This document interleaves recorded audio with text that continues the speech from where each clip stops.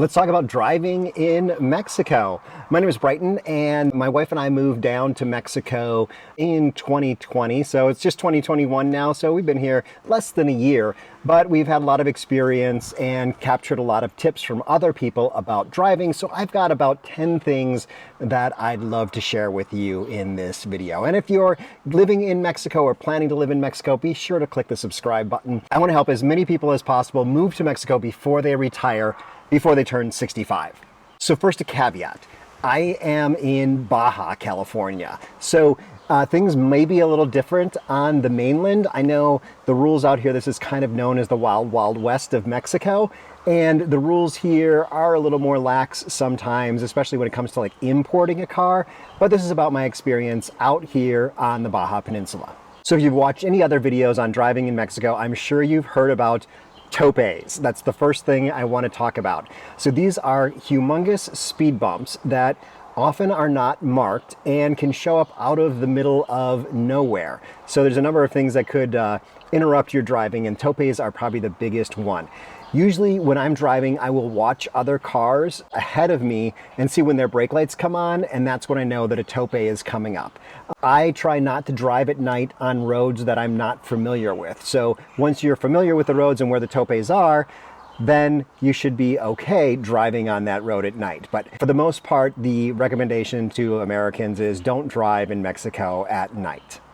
Another way to see that a tope is coming is often there will be little roadside stands of merchants there, because people are going, 40, 50 miles per hour, and they have to slow down to about 5 or 10 miles per hour to get over the tope. So often you'll see people set up roadside stands right by the tope. And sometimes you will find that the topes are well marked with lines leading up to them and even signage, but sometimes you'll see the signage like here and all those lines and then no tope. We call this a nope. So similar to topes is big potholes in the road. So the roads aren't that great down here. Better than I expected, really. But another reason not to drive at night, because you might just find one of those potholes unexpectedly. Another similar thing is animals in the road. So often there will be cows or horses or goats that are right along the side of the road, and I guess in the middle of the night they like to come out onto the road. I've seen a number of dead cows or whatnot along the side of the road that have clearly been hit, and sometimes the cows don't respect the cow crossing signs. Number two is something that's also very hard to see at night, and another reason not to drive at night, and these are stop signs. Stop signs are very hard to see here. Often you'll get to a road that might be 6 lanes wide when you count both sides, and there's just one single stop sign. Be very careful, watch for stop signs. I love driving with my wife because she can be a second set of eyes looking for stop signs. At night, they often are not reflective, so watch for taillights of other cars that are stopping, or watch for the light coming on a cross street. And also, often the stop sign in the other direction, the silhouette is often easier to see, so watch for that. Speaking of taillights, there are often cars down here that are in less than perfect condition. And so often you'll come up on a car that has no tail lights. And so it'll be pitch black as you're coming up behind them. And cars don't necessarily all travel at the speed limit.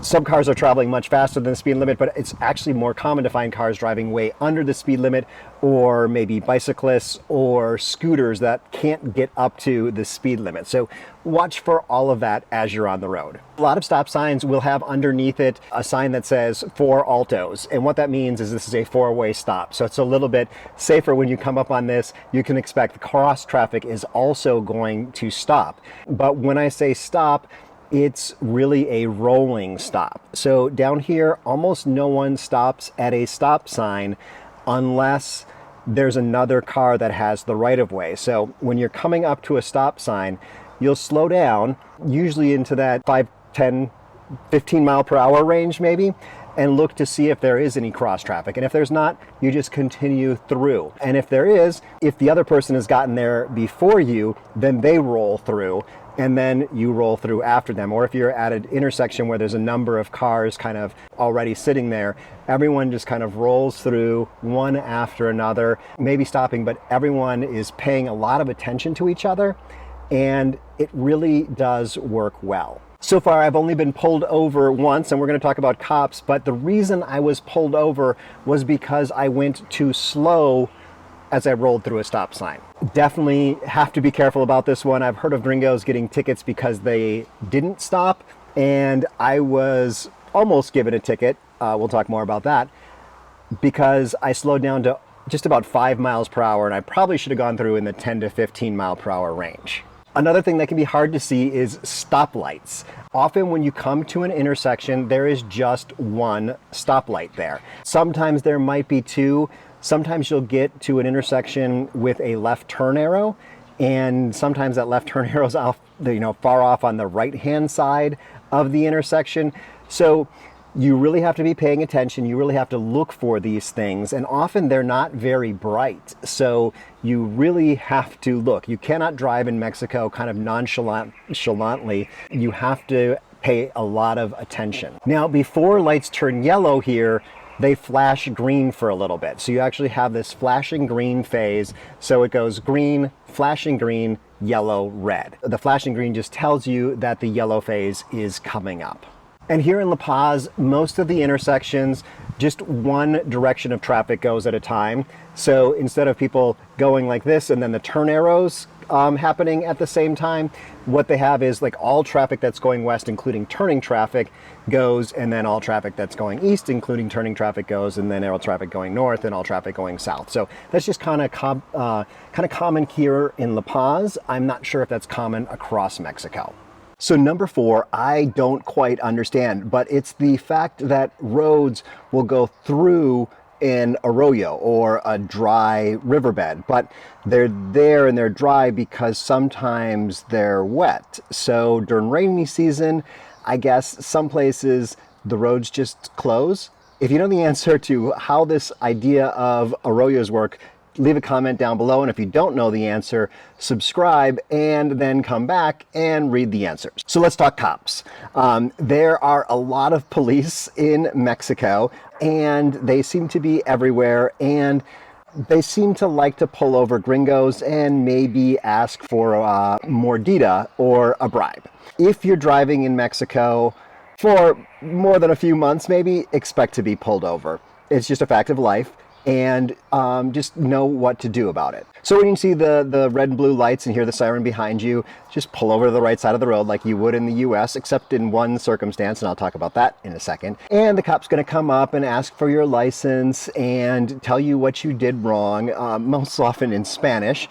So hopefully you know a little bit of Spanish. Then you'll typically have a conversation that goes something like, I need to give you a ticket, but you could just pay me and I'll take the money to the police station, or you could go to the police station and pay it.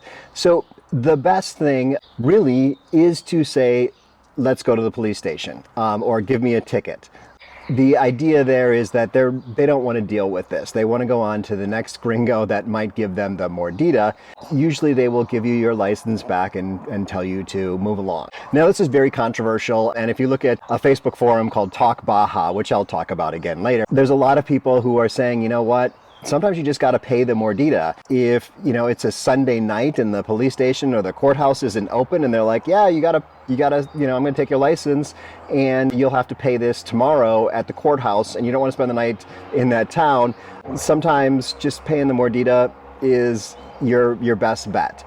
Other folks saying that you should never do this because it just encourages the police to ask other gringos for money. As I mentioned earlier, I've only been pulled over once for rolling through a stop sign not fast enough. I had time, so I said, let's go to the police station. And he hemmed and hawed and whatnot. And so we went back and forth a few times with me continuing to say, let's go to the police station. And finally, he just gave me my license back, and that was it. So there is one time when you don't have to pull over if the police officer's lights are on, and that's often just nighttime in a city. They'll just drive around with their lights on, just to kind of show a show of force of where the police are, I guess. So you'll often see police driving with their lights on. And I'm not 100% sure how you know when the lights are on to pull you over and when the lights are on to not pull you over. And as with all my videos, if you want to get an update, if I figure something out. If someone comments and I learn something new, I'll make another video, and you'll find that up here. So if you're driving on the main roads in Mexico, there's something called the Green Angels. Now these were cut back during COVID to only be on the weekends. I've only seen one of these trucks once, but the idea is it's a service kind of open to anyone using the roads, and it's like AAA, so they can give you a couple gallons of gas or a tow truck to the nearest mechanic. But because they're not always available, and there's a number you call, I think it's 078, it's on the screen now, the correct number's on the screen now, they will come and help you, or you can just put your hood up and wait for one to come by. But like I said, I've only seen one in all the time I've been down here, so I'm not sure how often they're really around. Something that's better if you're in Baja is the Facebook group Talk Baja. So as long as you have cell phone service, you can go onto Talk Baja. And this is a huge Facebook group, and there's always people on there at any point in time during the day. There's people kind of paying attention. And if you say, hey, help, I'm stuck outside Ensenada or something like that, likely there is someone in Ensenada or someone who's got a friend in Ensenada who might be able to come rescue you. So definitely, if you're in the Baja, join Talk Baja. There's probably other Facebook groups for gringos across the rest of the country.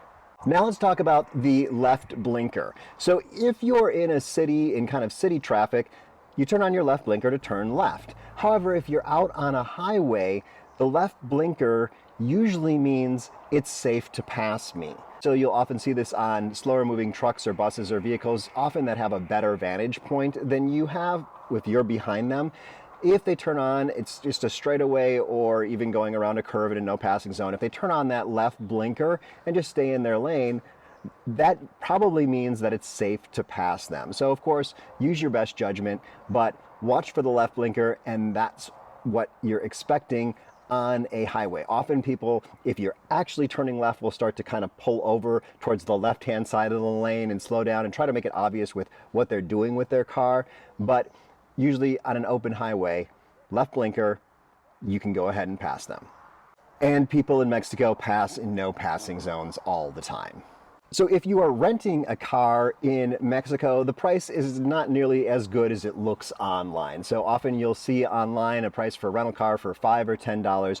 Just know that there are insurance requirements in Mexico, and sometimes things like your credit card insurance doesn't cut it. So maybe it will apply, but if you get into a car accident, the police want to see kind of that real insurance or the ability to pay for the damage right then and there. And your credit card company might reimburse you later. It might save you some money, but you might get locked up in jail potentially if you hurt someone and you don't have the ability, like if you have a statement that says you have $500,000 worth of car insurance, that's going to pay that person's medical bills. You need to get insurance when you're renting a car, and that can be the pricier part of renting the car. And most likely your U.S. insurance does not apply down here. I think there's maybe one or two insurance agencies that cover Mexico, but for the most part, your insurance from the U.S. does not cover Mexico. Now, if you're not renting a car, but you're buying a car, your driver's license needs to match your vehicle plates. Not necessarily the state that it's from, but the country. So if you've got plates from the United States, then you need to have a United States driver's license. And if you have Mexican plates, then you have to have a Mexican driver's license. If you have a rental car, this rule doesn't necessarily apply. Things are a little more strict on the mainland about long-term residents having Mexican driver's licenses and Mexican plates. I just know the rules are different there. In the Baja, out here on the frontier, the rules are much more loose, but you still need to match those things. And if you're looking at license plates, you might think that a lot of people move from South Dakota down to Mexico, but the reality is that South Dakota doesn't require you to have your emissions tested every year, and they don't require you to be a resident. So a lot of people that live down here get South Dakota plates for their cars. And I've got a video about that too that you can check out now. So your US or Canadian driver's license will work. However, your insurance will not. So you have to make sure that you get Mexican insurance, and they sell this from anywhere from a day to a week to 6 months to a year. And of course, the day is pretty expensive. Plan on paying at least $30 a day if you're just going to cross the border. But if you're going to be here for an entire year, it might be 10 times that or something, $300 maybe. Now, if you're going to cross from the Baja to the mainland, you need a temporary import permit or a tip. I don't really know a lot about that because I've never driven over into the mainland in a car, but just note that, once again, the rules change as you cross into the mainland. And finally, your car's probably running on gas, so you're going to need to fill up the tank sometime. So I've got another video up here where I teach you about getting gas in Mexico. Buen dia, which is short for que tenga buen dia, or have a nice day. You'll often hear this when leaving a store or restaurant. Buen dia.